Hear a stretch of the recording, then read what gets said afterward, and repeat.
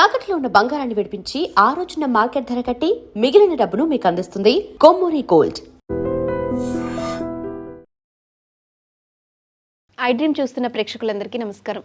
ఈరోజు మనతో పాటు వేద పండితులు, ప్రముఖ ఆధ్యాత్మికవేత్త శనగల నాగరాజ్ శర్మ గారు మనతో పాటు ఉన్నారు. మాట్లాడదాం. నమస్కారం గురుగారు. నమస్తే అండి. గురుగారు, హిందూ సాంప్రదాయంలో తులసి మొక్కకి ఎంతో ప్రాధాన్యత ఉంది. అయితే కొందరి ఇళ్లలో అప్పుడప్పుడు మొక్క ఎండిపోవడం, చనిపోవడం జరుగుతుంది. ఇది దేనికి సంకేతం గురుగారు? సహజంగా తులసి మొక్కని మనము లక్ష్మీ స్వరూపంగా భావిస్తూ పూజ చేస్తూ ఉంటాం. ఈ ఎండిపోవడం అనేటువంటిది అందరూ మనకు పెద్దవాళ్ళు చెప్పేది ఏంటి అంటే నెగిటివ్ వైబ్రేషన్స్ ఉండడం ద్వారా, లేదా ఇంట్లో అపరిశుభ్రమైనటువంటి వాతావరణం ఉండడం ద్వారా, స్వచ్ఛత లేకపోవడము, అట్లాగే ఏదైనా కీడు సంకేతం మనకు కలుగుతుంది అని పెద్దలు చెప్తూ ఉంటారు. కానీ నీళ్ళు ఎక్కువగా పోసినా కూడా, లేదా పోయాల్సిన దానికంటే తక్కువ పరిమాణంలో పోసినా కూడా, అసలు పోయకపోయినా, లేదా మట్టిలో సారం సరిగా లేకపోయినా అది బాగా ఎండుతుంది. ఇదే ఉంటుంది. కానీ శాస్త్ర సంబంధితంగా అయితే దాంట్లో ఎక్కడ మనకు ఇవి అని కనపడవు. దాని ద్వారా అది ఎండిపోయిన తర్వాత లేదా చనిపోవడం అని అంటూ ఉంటారు. అది అయిపోయిన తర్వాత జరిగినటువంటి కొంతమందికి ఇబ్బందులు ఏవైతే కలుగుతాయో వాటిని ఇదిగా చేసుకొని మనకు తర్వాత తరాలకు కూడా అట్లా ఉండకుండా జాగ్రత్తగా ఉండండి అని చెప్పి మనకు పెద్దలు సూచిస్తూ ఉంటారు అన్నమాట. గురుగారు, తులసి మొక్కని ఏ దిశలో పెట్టడం మంచిది? తూర్పు వైపుగా, ఇంటికి తూర్పు వైపుగా ఉండాలి, లేదా పడమర వైపు అయినా సరే ఉండాలి.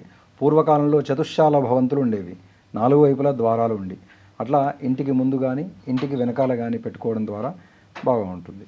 తులసి మొక్క దగ్గర మనం చేయకుండా పనులేంటి గురుగారు? శుభ్రత పాటించాలి, అపరిశుభ్రంగా ఉండకూడదు.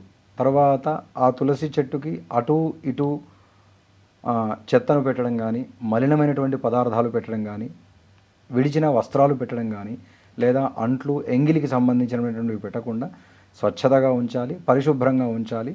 మనము ఇంట్లో దేవుడి పూజా గదిని ఏ రకంగా పెట్టుకుంటామో తులసి కోట దగ్గర కూడా అటువంటి శుభ్రతనే మనము ఆచరణ చేస్తూ ఉండాలి.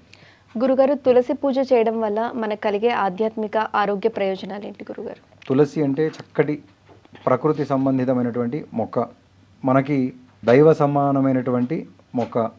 అట్లాగే మనం నిత్యము పూజ చేయడం ద్వారా, ఆ గాలిని పీల్చడం ద్వారా చక్కటి ఆరోగ్యం కలుగుతుంది. మనలో ఉన్నటువంటి నెగిటివ్ సంబంధితమైనటువంటి వైబ్రేషన్స్ని కూడా తొలగిపోయి పాజిటివ్ వస్తుంది. తర్వాత లక్ష్మీ అమ్మవారి యొక్క సంపూర్ణ అనుగ్రహం కలిగి ఆర్థికంగా, ఆరోగ్యంగా మనకు ఎటువంటి ఇబ్బందులు లేకుండా చూస్తుంది. అయితే గురుగారు, తులసి మొక్క కొంచెం ఎండిపోతుంది అన్నప్పుడు మనం ఏం చేయొచ్చు గురుగారు? దాన్ని చక్కనైనటువంటి సారం ఉన్నటువంటి మట్టిని మళ్ళీ దాంట్లో పెట్టడము, లేదా ప్రతిరోజు ఉదయం సాయంత్రం వేళలో దీపారాధన అయితే చేస్తాం కదా, ఆ చేసే సమయంలో దానికి తగినంత నీరు పోయడము చేసుకోవడం ద్వారా ఆ వాతావరణం అంతా కూడా పరిశుభ్రంగా ఉండడం ద్వారా ఆ మొక్కకి ఎటువంటి ఇబ్బంది లేకుండా ఉంటుంది. తులసి మొక్కని ఎలా పూజించాలి, అలాగే మనకు కలిగే ఆధ్యాత్మిక ప్రయోజనాలు ఏంటి అనేది చక్కగా వివరించారు. ధన్యవాదాలు గురుగారు. శుభం. And for more videos, please subscribe to iDream channel. Subscribe to iDream Media. Please subscribe to iDream. Please subscribe to iDream. Please subscribe iDream. And please subscribe to iDream. For more videos, subscribe to iDream. please like, share and subscribe to the channel. Congratulations, iDream. Subscribe to iDream. Subscribe to iDream. So subscribe to iDream Media. iDream ki iDream team andarki huge congratulations. Please subscribe iDream Media. Please subscribe to iDream. Subscribe iDream. Please subscribe to iDream.